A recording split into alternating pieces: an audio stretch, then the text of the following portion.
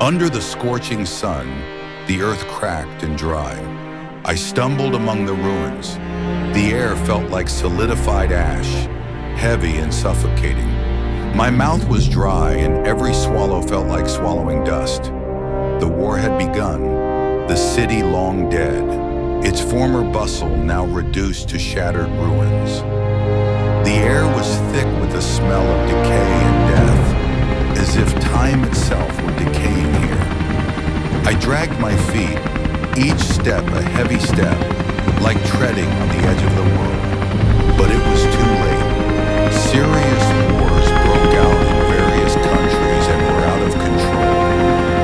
All my supplies were gone. Now I was wandering the streets, trying to be one of the few survivors.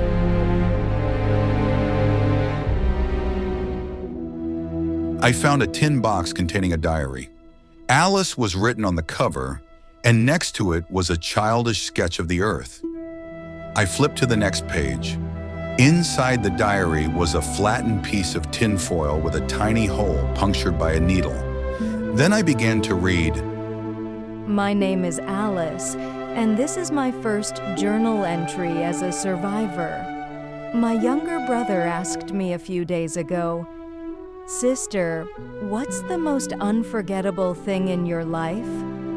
He said he'd been thinking about it lately because it was a life lesson his teacher was giving students.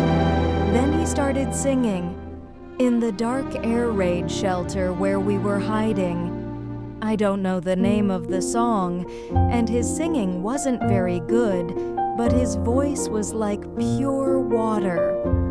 That's when I decided I had to find something he'd remember forever. So I started recording every day, hoping that one day he'd say, This is the most unforgettable thing in my life. I remembered a friend of mine, a teacher, who once told me, There's a child in our class who has a unique way of reflecting on his life.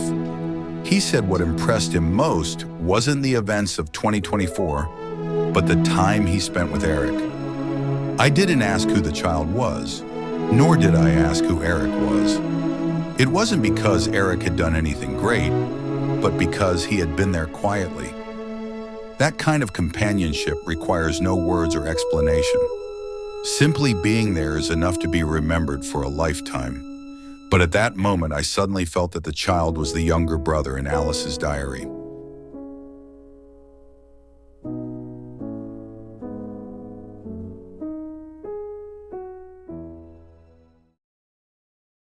I turned to the next page and it said, I found another item from my father's adventures, an old circus map. He always said that Earth's counterattack wasn't over, it just wasn't spreading. He once went to a forest to investigate, and I saw a video he posted. A clown, vines, and an old man. I remember the clown's mask was tattered, vines creeping behind him, and the old man sitting in a chair whispering, What you're looking for isn't treasure. Dad said it wasn't a disaster, but a warning for the future. I folded the map and put it back into my journal, but at the same time I found a piece of newspaper under the map.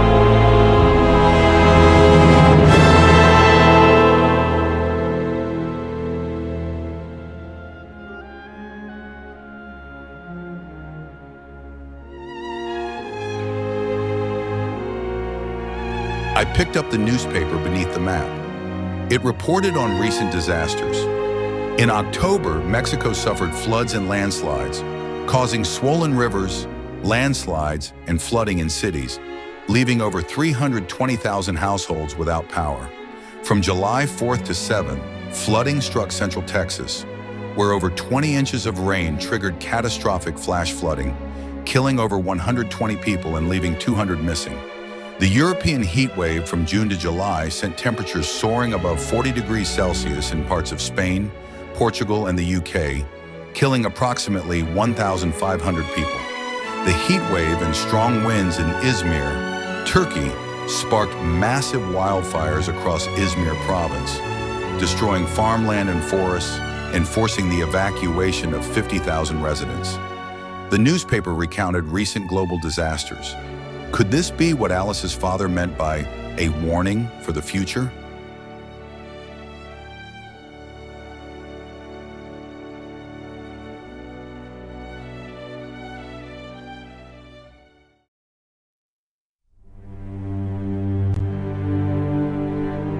Today, my younger brother found a switch for a machine that doubles as a water purifier and a speaker. This tiny part could be the key to changing the world, but before he could install it, soldiers took him away. I found it on the ground and held it in my hand. It felt heavier than it looked. The metal surface was heavily scratched, evidence of countless disassemblies. If I installed it, this machine would purify water everywhere, providing clean drinking water for people around the world. It would also broadcast the voice of the person who removed it. But now it's just a cold, tiny switch, waiting for the hands that make the decision. I shoved it in my pocket and decided to go find my younger brother first. Night fell like a curtain, but the thought in my mind was clearer than the darkness.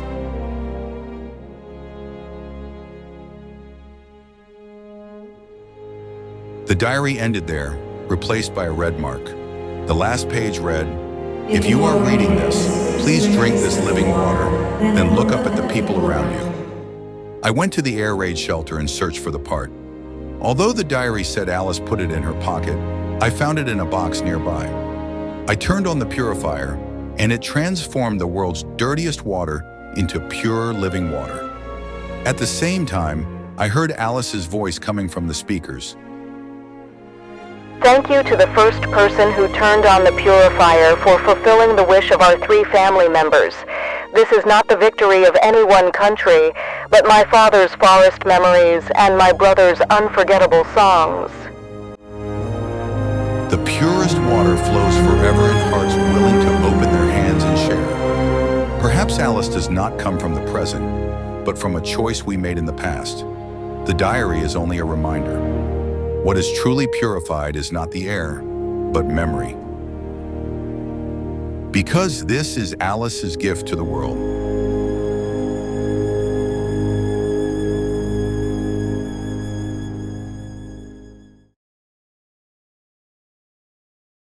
Around the world, wars rage on.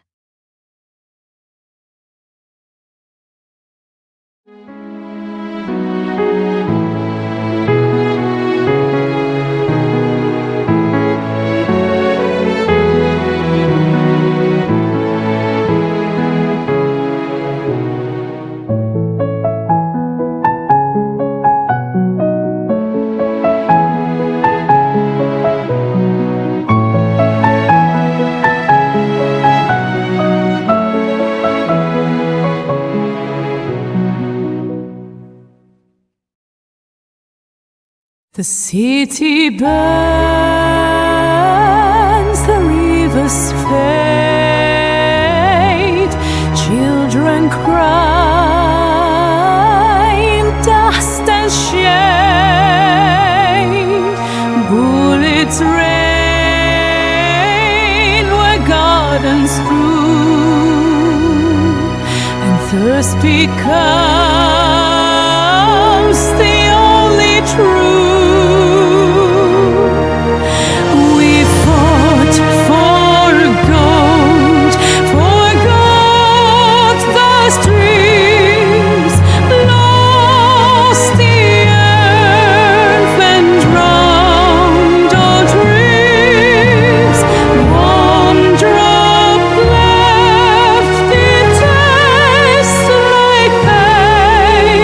The sky